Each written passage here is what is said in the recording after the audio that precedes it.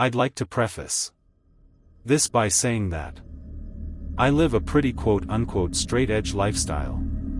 So I'm certain that what I saw and heard last New Year's Eve wasn't the result of some hallucination or drunken stupor but was 100% real. I live on the outskirts of your stereotypical small southern town. So a few of my friends live out further into the boondocks that are only accessible by those dark country back roads. One of my friends, Darren, lives with his family in one of the richer neighborhoods in the area that can only be reached by these back roads. Every year his family throws a party at their house on New Year's Eve where all the family's friends are invited, myself included.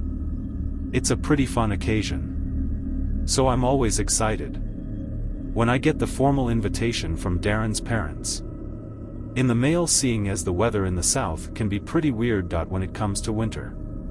It didn't get really cold until a few days before New Year's Eve. I could remember the newly frigid air paired with a bumpy, unkempt country roads made for an uncomfortable ride to the house. Usually I don't drive with my brights on since I hate how other drivers always blind me with theirs. But the sheer darkness of the windy narrow road needed a necessity.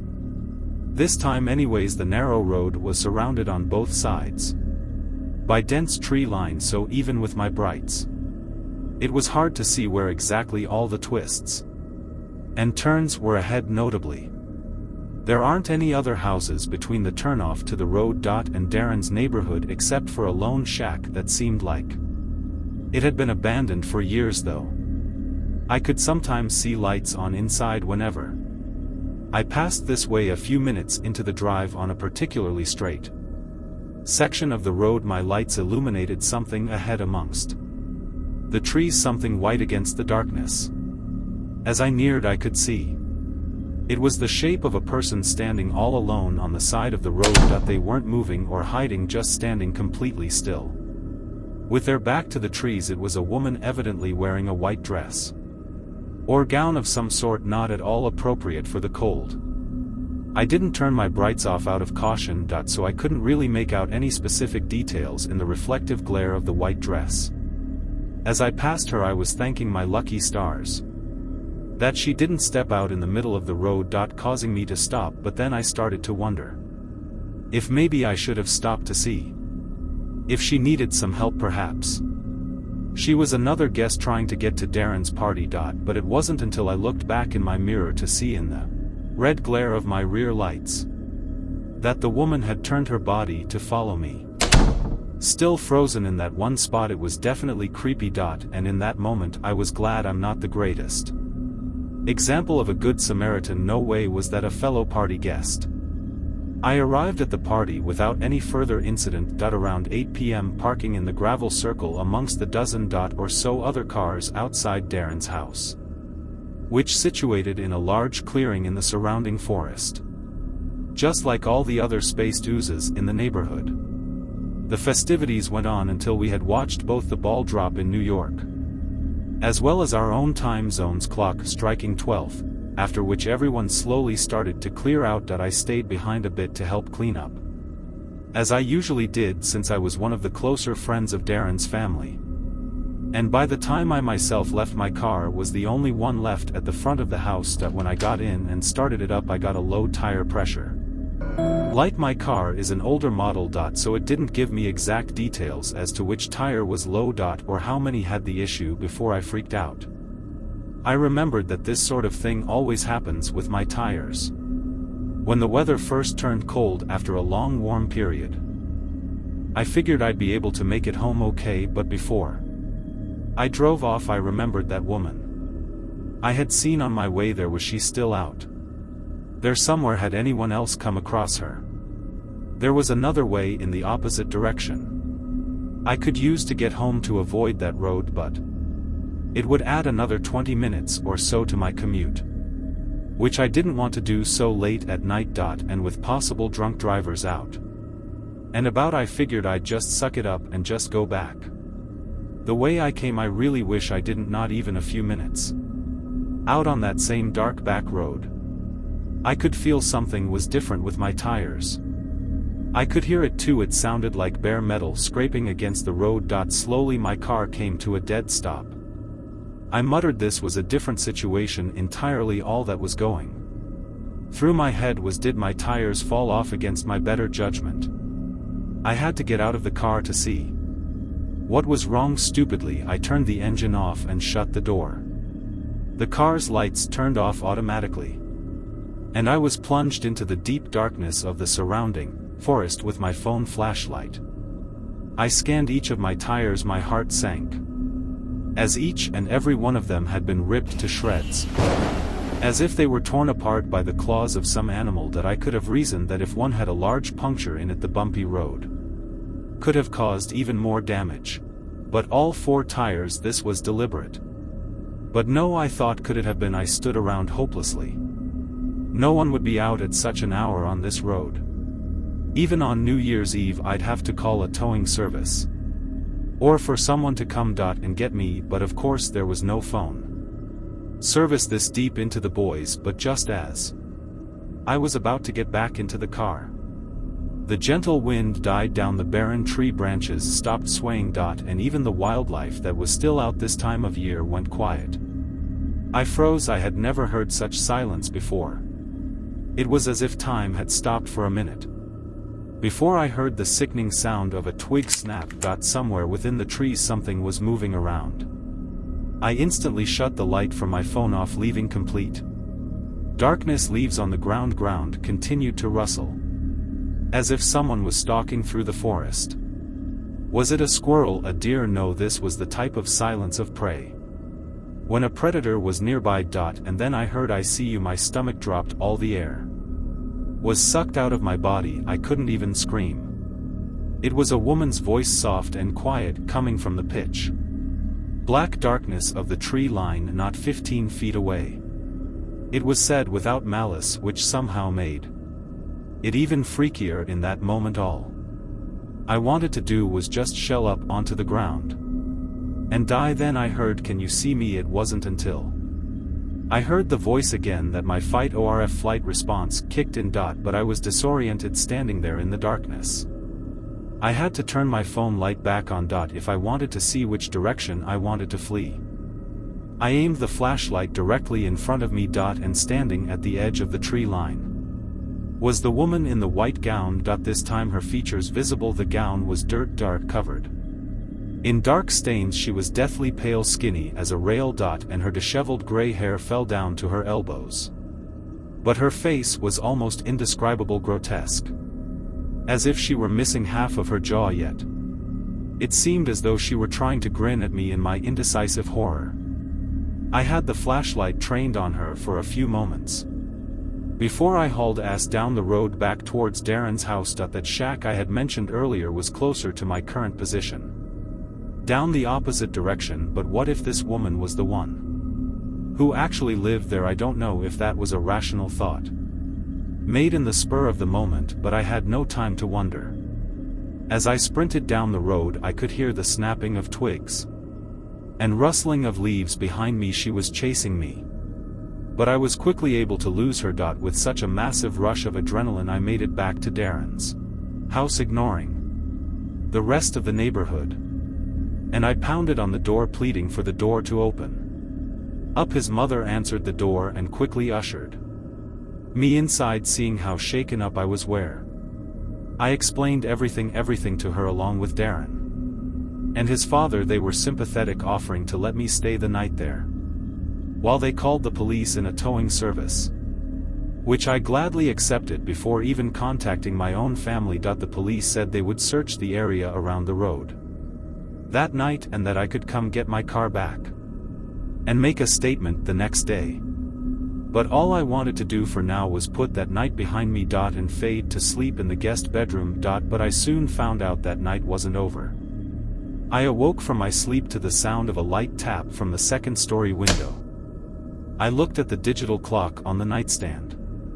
I remember the time exactly, 3:14 a.m. Of course, none of the windows in the room had blinds. I didn't dare look out until I heard the muffled voice from outside, the same voice saying, "I see you." The woman was still out. There she had chased me all the way here. And now she was throwing rocks to get my attention. If I wasn't going to look out the window. Before, I definitely wasn't going to now. I wasn't going to leave my spot in that bed. Or fall asleep until morning when the sun rose. And Darren's family woke up. The woman was gone, thankfully. I told them what else happened. And we all looked outside together before the police showed up in the yard. About where I had heard the voice coming from Darren's father. Found a large rusty knife that didn't belong to the family. Presumably what the woman had used when slashing my tires, but that also meant she had followed my car there to the party at the beginning of the night, and specifically targeted me when everyone else was inside. During the festivities, Darren's parents called and asked the other party guests if they had seen anything suspicious the night before, and one of their friends said they had seen someone in a white dress walking around outside from the window, but thought nothing of it, seeing as how people were coming and going all night. When I gave the police my statement, I told them to check around that shack on the road here, as I had a hunch that woman had something to do with it. They eventually did and updated me that they found no one living there. But there was dead, gutted wildlife sprawled all around the surrounding woods. That woman I saw was never found, which of course raises a bunch of questions. The scariest ones to me though are how she was able to track me down so quickly once I left the party, and if she was missing so much of her face, how was she able to pronounce those words so clearly despite what happens? I'll still be going to Darren's house for New Year's Eve again this year, but this time I'll make sure to carpool and take the long way around. When I was 26, I took a trip to San Diego via plane. I stayed with my friend for a few days. And booked a late flight back home. My flight landed at midnight. By the time I was off the plane and by the ground transportation pickup point, it was like 12:30. I waved down a random taxi in the taxi section and gave the driver my home address. He said he'd take me for $30, which was a really good deal compared to Uber. He came out to help me put my bag in the trunk of the van, but I said I was fine with it in the seat next to me. So he lifted my bag onto the seat on the left side behind him. I was sitting diagonal from him. He got back in the car and pulled up the directions to my apartment. And we were on our way. My at the time apartment was about a half-hour drive from the airport with no traffic. At this hour there was obviously no traffic. We got right on the highway and we were moving fast. I caught the driver's eyes staring at me through the mirror on 2 separate occasions. And on the second time he spoke, he asked where I was coming from. I said San Diego. He said, "Oh, very nice." Then he asked me what I was doing there. I said I was just visiting a friend who lives there. His response was, "Is your friend as pretty as you?" And honestly my first reaction was to laugh. But I found the comment really creepy. And it being the third thing out of his mouth on the ride didn't help from here. His questions kind of stayed on the flirty side. He asked me, "What is a pretty girl like you doing traveling all by yourself?" And I had a slightly sassy response saying, "Well, I just said I wasn't alone, I was visiting my friend." And his rebuttal was that by flying by myself I was traveling by myself. I maintained my slight sass and said we can agree to disagree. And he laughed and said he was only teasing me. This man had to be like 45 though. I felt like him hitting on a lone girl in her 20s. This was slightly creepy. It wasn't the first time I dealt with something like this though. As we continued down the highway I looked up as I saw the familiar overpass right by my exit. But as we passed it he wasn't slowing down. I said, "This is my exit," as he was literally about to pass it, and we zoomed right by it. I repeated myself louder, saying that was my exit. He apologized and said he'd catch the next one. I tried to get a peek at his screen to see if he put the right address in, but it was angled so that I couldn't see it. The next exit was about a mile further. I started sitting up on the edge of my seat a bit now when the next exit approached. I said loud and clear, "You need to get off here." And without acknowledging me he turned on his blinker and merged off the exit. I noticed him glaring at me for a second to the mirror. I almost sensed a hint of annoyance in his face. But I guess that quickly changed when not even a minute later, he asked me if I had a boyfriend.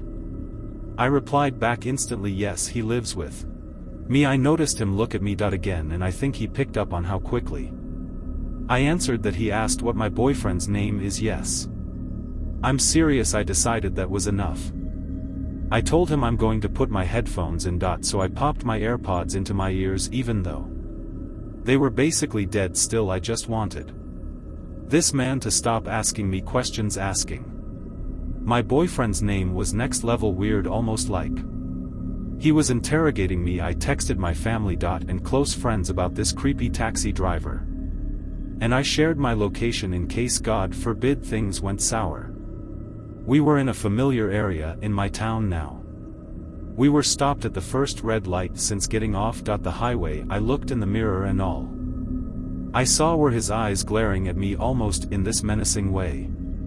I know he didn't say anything to me because I didn't even have any music or anything playing, so I would have heard him. The light was now green and he was still staring at me.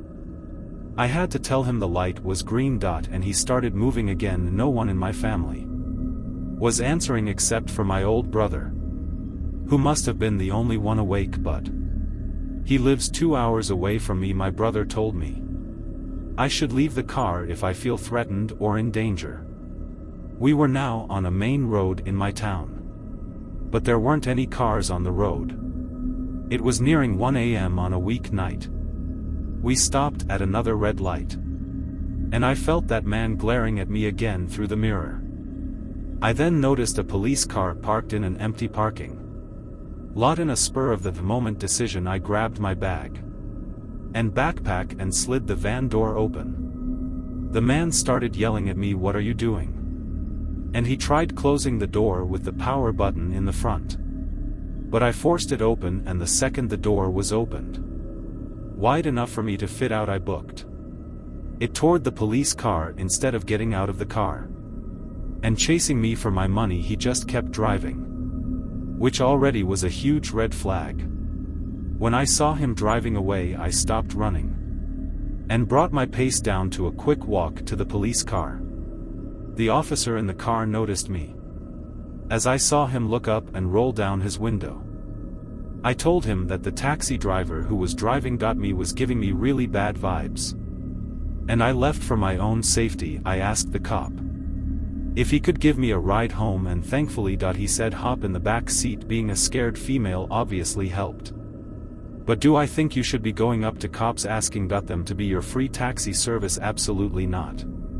By the time I was in the car, that taxi was already long gone. The cop drove me home and we were there in about 5 to 10 minutes. I let myself in and didn't even bother unpacking. I went straight to brush my teeth and crash into bed. It seemed just as I got into bed though, there was a knock at the front door of my apartment. What if it was the taxi driver? He had my address after all. What if he came for his money? Or worse, the knocks persisted for a few minutes. Then it went silent for a few minutes. And then there were more knocks. Obviously, I never left my room. I didn't want to be anywhere near the front door. The door was locked. And that's what mattered. Eventually the knock stopped, and I drifted away to sleep. The next day, I was back to work. I had a slightly later shift luckily, so I didn't have to get up too early. While I was at work though, I got a call from my next door neighbor George. He said that my dad was there before trying to get into my apartment to drop something off. But he didn't have a key. George was calling to confirm that I was in fact expecting my dad, and I said no. I hadn't heard from him. George said he didn't see him actually leave anything though. He was just checking through the windows, which his attention. I thanked him and then called my dad. And as I was expecting, my dad said he was at work and had not stopped by my house. I took this time to explain the entire taxi driver situation to my dad again. But over the phone this time. He wanted me to come home for a few nights. And I said I would. I just need to go home and pack my things up first after work that I got home around 9 p.m. I finished up my laundry from the night before. And packed a bag with some clothes and my work stuff. For the next few days something in my apartment felt off though. I never get nervous from being alone, but that night I felt like I wasn't alone. Deep down I felt like it was, because the whole taxi driver situation made me uncomfortable. But I felt like I kept hearing small cracks in the wood floor, like from the pressure of someone's weight.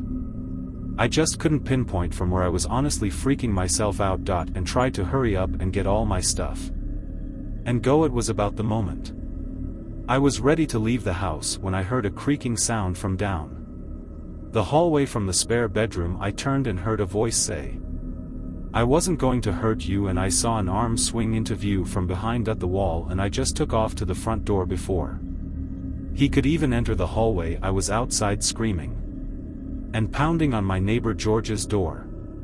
It was still early enough where he and his wife were awake. They came rushing outside and I begged for help.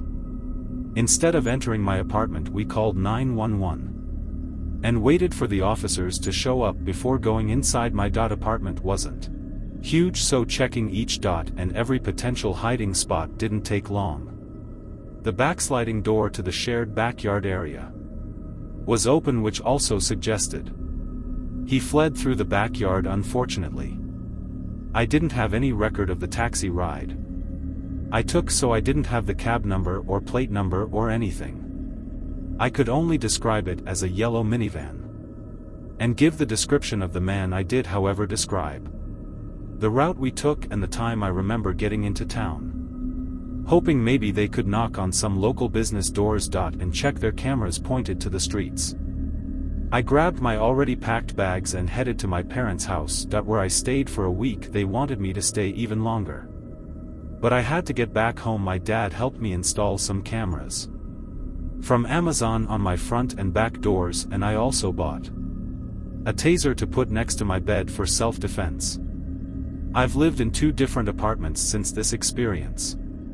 I've never had to use the taser. I also avoid taxis now. If I'm alone, as they are a lot less traceable than a ride-sharing app, but also you hear about fake taxi drivers kidnapping people all the time. I have to wonder if that was a real taxi driver at all, or if it was a stolen vehicle.